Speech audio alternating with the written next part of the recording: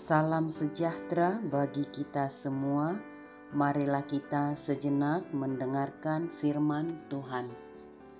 Jadi jika kita telah mati dengan Kristus, kita percaya bahwa kita akan hidup juga dengan Dia. Roma 6 ayat 8. Baptisan yang kita terima adalah tanda dan jaminan bahwa kita ikut dalam kematiannya dan kebangkitannya. Kita menjadi anak-anaknya, ikut bersamanya di dalam keselamatan dan kehidupan kekal yang dianugerahkan kepada kita.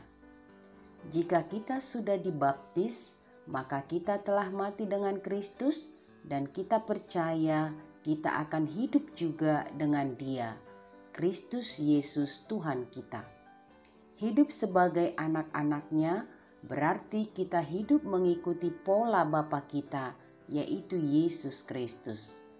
Mati dengan Kristus artinya dosa dan kuasanya kita yakini sudah dilucuti, sudah disalibkan, sudah dipakukan di dalam salib itu, sehingga tidak ada lagi kuasanya untuk memperdaya atau menipu kita.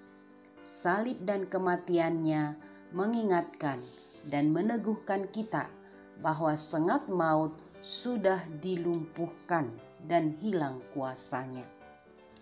Kita hidup di dalam dunia yang penuh dengan dosa dan godanya, dan banyak orang yang terjerumus di dalam kenikmatan dosa itu.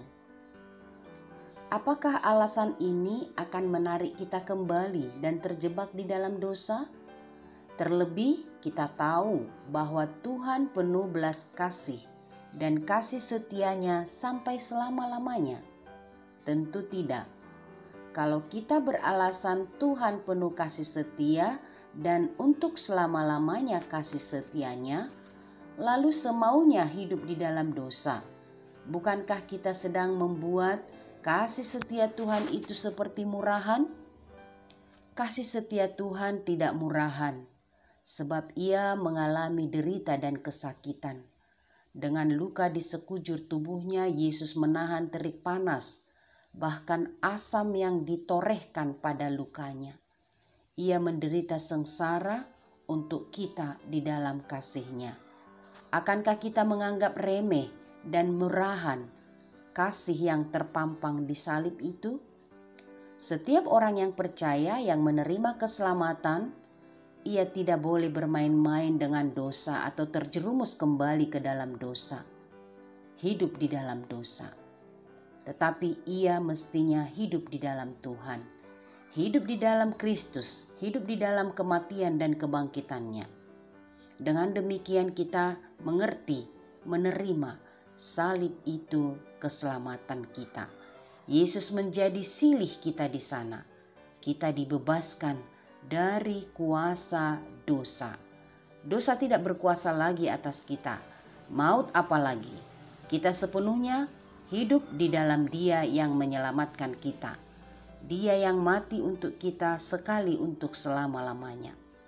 Sebagai orang yang percaya dan mengikut Yesus, kita hidup hanya untuk taat dan setia kepadanya selama-lamanya. Kita dibuatnya hidup, maka hidup kita adalah hidup untuk Dia.